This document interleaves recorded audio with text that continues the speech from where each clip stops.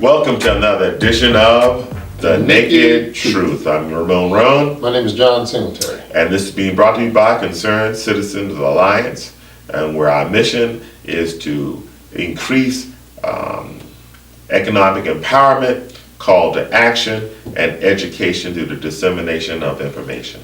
Thank you for watching. The title of this video is President Nixon's War on Drugs / War on Blacks. John, recently an article was put out there by a former advisor to Nixon, and he said that the war on drugs was a war on blacks. They wanted to war on blacks and slash the war on the hippie crowd. And so the war on drugs was created just because they wanted to eliminate those or minimize those groups.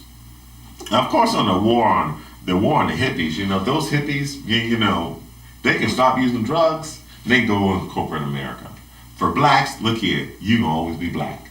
There's nothing gonna change that. You're gonna be black. But the impact of the war on drugs, you think about it, prior to the war on drugs, the penalty for having marijuana, even cocaine, it was minimal. It was like a year in jail. Now, the penalty for having those substances are much higher. So that means much more they're felonies, and you spend much more time in jail. When you spend that much time in jail, what happens is that you become in a caste system.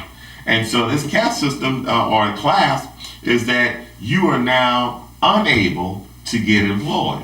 And or individual offender may go for life. And may go for life, yeah, exactly. So the war on drugs was not helpful. I mean, it desperately impacted the African American community, and because many friends and relatives that I know that they got caught into this war on drugs, and you never get out of it. Many never do get out of it. Absolutely not. The war on drugs, it came about, in the early 70s. Mm-hmm. Early 70s, of course, Richard Nixon was the one who came up with and spearheaded it. The United States spent $51 billion per year, $51 billion annually on the war on drugs, and it was a complete failure. It targeted, as you said, blacks and hippies, but it was a money-making machine in that people who brought drugs into the country, and it wasn't hippies and the blacks. No. They brought the drugs into the country. Then the people who used their product were locked up. There was a high recidivism rate, but someone benefited not only by bringing the drugs in the country, but also the government started paying in terms of the states when it came to helping out with the high cost of them being in jail. And so it then creates an atmosphere where we need to lock people up to get federal funds. Lock people up to get federal funds. And as a result, it becomes a revolving door, and now it gives the attitude to the state and local government that we need to lock people up to get the federal funds. Not because they're doing the wrong thing. Most of the offenses that were done by the hippies and a lot of the people who were doing drugs, they weren't violent crimes, but yet they were getting violent crime time in jail. Right. Look at the situation with the Kids for Cash. That mother was irate with the judge who was locking people up, not because the offense that they did was so horrendous, but simply because he was getting paid. Private prisoners, prisons were getting paid because he was locking people up. And it's the same concept, that people were getting locked up wholesale in order to get federal funds. $51 billion a year annually spent on the war on drugs. And that what's a billion-dollar industry, John, as you just alluded to it, was the private prisons. Sure. I mean, it's been an explosion. Thanks to the war on drugs, it's been an explosion of the private prisons. Now, something else is that it tore up families. Sure. And in one of the articles that I read, the war on drugs did not stem the tide of drugs. Look, we have drugs coming into the country. I'm not talking about the drugs that are manufactured here. We got drugs that are coming into the country, but that hasn't stopped at all. Just a few days ago, there is a tunnel coming from Mexico into Arizona to a house. That's all this house was there for, was to bring drugs in. Tons of it. Not pounds, not just a few thousand pounds. We're talking about tons of drugs coming through those tunnels. So there can't be a war that you want to win, but this war was designed to decimate the black community, and it has. We talked about Michelle Alexander in her book New Jim Crow, and we said that when she gave a speech about the lack of job opportunities. Now because when we were doing the campaign during just getting out talking to people, I remember we were on Charleston Heights, and I asked a young man, would you rather, which I don't know if he was selling drugs or not, but I said, brother, would you rather sell drugs or take a job making $45,000 a year?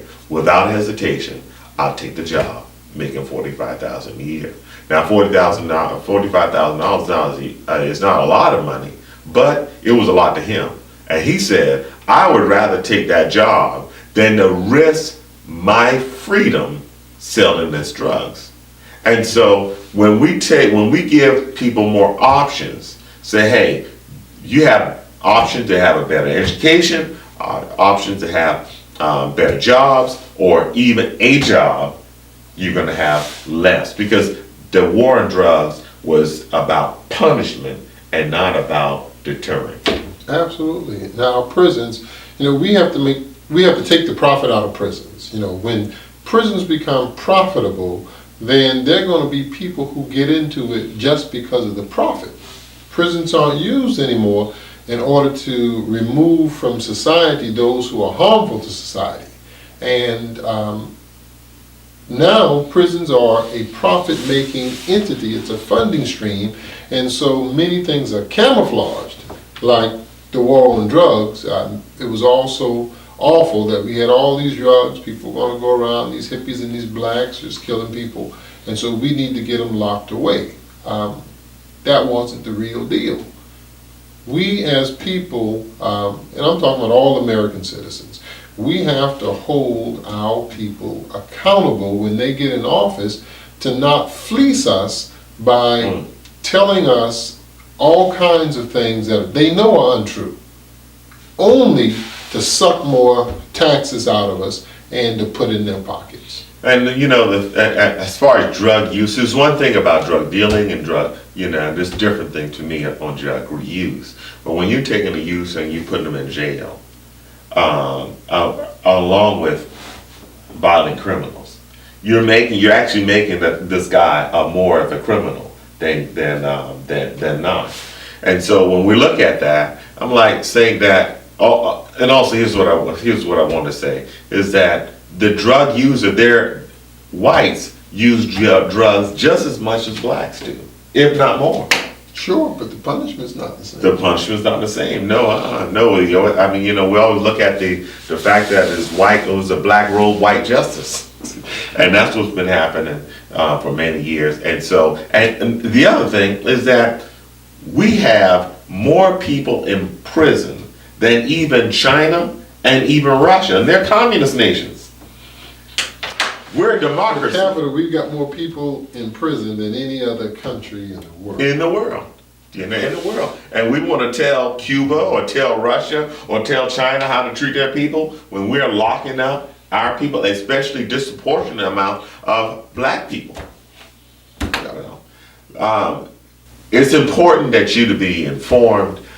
so that she make a conscious decision. We got a presidential election coming up, and it was President Nixon that created this war on drugs. We don't need another Nixon in the White House, and we don't need another president that's going to be harmful to a segment of its community. Yeah. Well, John. I think that's it. That's it. Well, we appreciate you listening and watching this our channel. Please subscribe, share, and comment, and like these videos that we bring you on a weekly basis. And we do appreciate your effort. And please join CCA, Concerned Citizen Alliance. It's $50 a year. While we're trying to make a difference here locally, and our mission is not just for CCA to be effective here in Charleston, but we want CCAs all around the country.